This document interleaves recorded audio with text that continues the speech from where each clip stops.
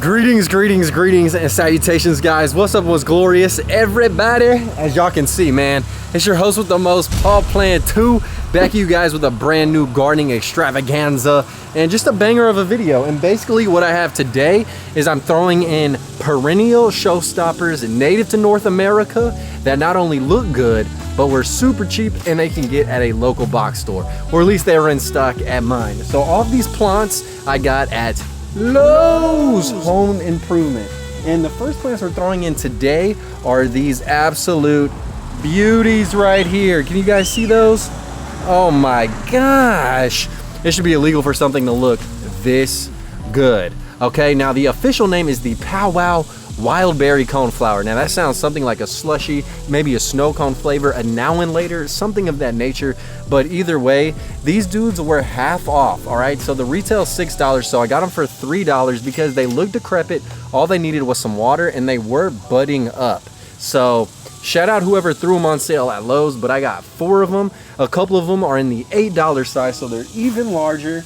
And these will look very, very nice in my nice perennial garden bed here on the side of my property. So without further ado, I'm gonna throw these in and I have some other genres of native species that go absolutely crazy. So without further ado, let's get it started today. Oh yeah, and how could I forget to say, Earth is my planet. Earth is my planet. Okay, so like this video before I get started, guys, is a brand new channel and it helps me out. Now the first thing I have to do is plan out where these guys are gonna go. And I already know, man, they're awesome, they bloom readily, and they look super good when nothing else is really blooming as of right now.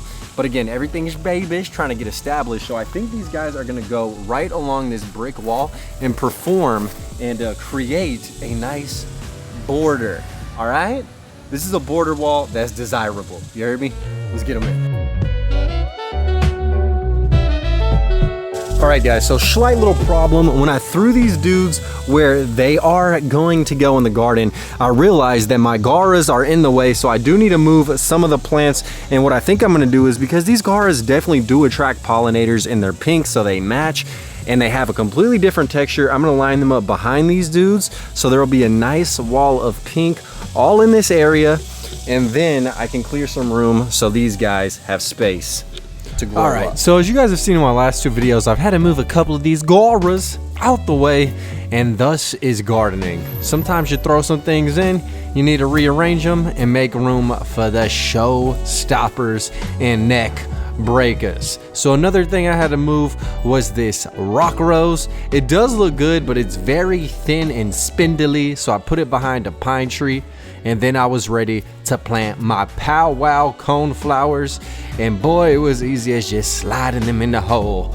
Ah, you know what I'm talking about. You know what I'm talking about. But these are Echinacea purpurea, and yes, they are native. Now this variety grows 16 to 20 inches in zones 4 through 9, so anyone in the United States can pretty much grow this bad boy with ease. They attract butterflies, other pollinators, and they're deer resistant, which is an added bonus. Now these things can multiply on their own, which is cool. Baby making and more bright magenta pink flowers is never a bad thing in the garden, and you can thin them out as you see fit. They also don't need a lot of water, so it'll save you a little bit of money on the bill. You don't got to irrigate, and they will naturalize perfectionately. So I'm excited to watch these guys develop, but thus far they already look super good. And since I brought them back from the brink of death in the clearance aisle of the box stores, I feel like they already made a nice colorful impact on my garden's border, and that's what I'm here for. Okay, amazing. So we have the Pow Wows in the ground, and now the next plant we're throwing in is hands down one of my favorite plants. Okay, and bees and pollinators go crazy on this thing. Like anytime I come out here, there is a bee, a butterfly, something interacting with the Salvia Ferencia. So this one I do believe was cultivated to bloom frequently and have fat blooms. So I have the pure natives right here, and these dudes get tall, but they have bloomed out and they seem to be done. Whereas these guys seem to be flushed out right now with color. So I'm gonna throw these guys in front and see the difference. I think these may grow a little bit shorter than the pure native species, but the bees still interact with it perfectly fine. And these were only $7, whereas those were like 12, okay? So you save $5 per plant at Lowe's, and that's what it's about. Hey, but shout out that cool guy in the truck just revving the shit out of his engine. I definitely looked intrigued and super interested. I think I might date him. Alright, anyways, back to Salvia Ferencia. This actually, I think, is the native species. I lined it in a nice diamond, but on the label is called Henry Duelberg, so I was very confused. But the botanist who discovered the plant found it in a graveyard on the grave of Mr. Henry Duelberg. So shout out to you. You are forever in the annals of history. I don't know if that's the right word, but whatever, I just used it. Anyways, these dudes are amazing. They bloom readily, and the purple/blue color just catches your eye. Now they are deer resistant, added bonus, grow in zones 7 through 9 and are native to Houston, Texas, where I reside, and grow in a couple of other random states. So if you guys want to give them a go, they need low water, full sun, are again deer resistant, and attract pollinators out the wazoo. And shoot, I just might be attracted too. Alrighty guys, so we have the Salvia Ferencia in the earth, and now we've moved to pretty much the blank area of my yard, what I like to call no man's land, because there's nothing here. There's not even an idea of what's gonna be here, but I figured I would start it off by throwing in some Salvia Gregay, which are native, and these have beautiful pink flowers, and I also have seen native bees go crazy on these. Now each one I got for half off, so these were originally $9, so I got them each for $4.50.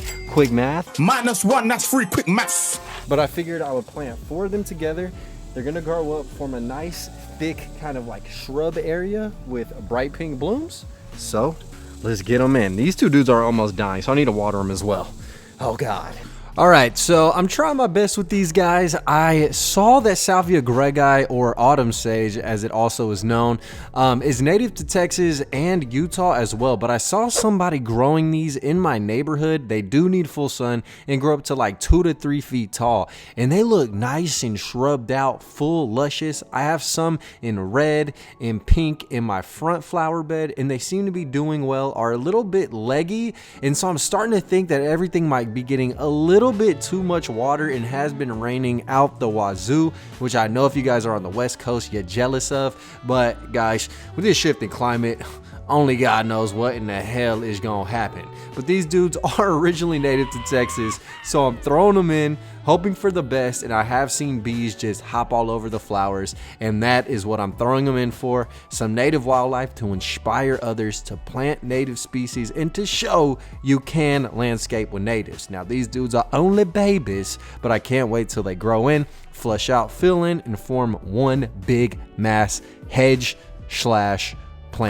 Okay guys, so the Salvia Gregay is in the ground, and the next 2 plants I'm really excited to throw in, and I've been contemplating where to put these dudes, and they are some vines. Not only that, they are cross vines, which are native to East Texas, and you can just look at the tag and see what these guys will look like, and this is what I like to call hummingbird heaven, baby. So we're gonna throw 2 of these in the ground up against the fence right here, and as you guys can see, it has the horizontal little wood structure, which will be a perfect place for the crossvine to grab up on.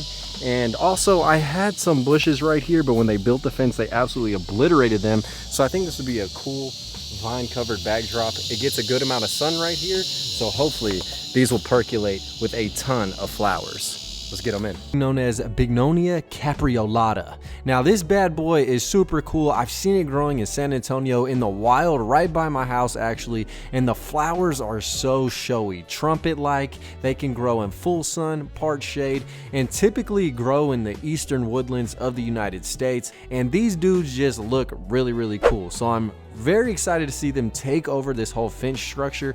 I was gonna have them go up my oak trees, but I don't really know what the vines do in regards to damage to trees. So if you guys know, let me know down below, drop a comment. But I do think these look cool. They're infants, but they are gonna get huge, and I'm excited for it, dude. And that is all she wrote, ladies and gentlemen. So we have everything in the ground as of right now. It's been raining for like 8 days straight, and it's gonna continue to do so. So it's just a little brief sliver of sunshine, so I decided to capitalize to the best of my ability, throw in some really cool plants that I like, that I prefer, And hopefully you guys did enjoy this quick little update. I have a bunch of ideas and videos coming soon. Bear with me though, this is just like my little side passion project going on right now. But please, if you guys would just drop a comment and like the video, it definitely helps me out. I have some big makeovers that are gonna be happening very soon. And yeah, I love you guys, man. Live the dream, eat that ice cream. Remember, Earth is my planet. Earth is my planet. And until next time, I'll see y'all very soon. Peace. Killing these songs, leaving a bloody life I roost to. And I'm in it to win it, so I'm somebody that you should get used to.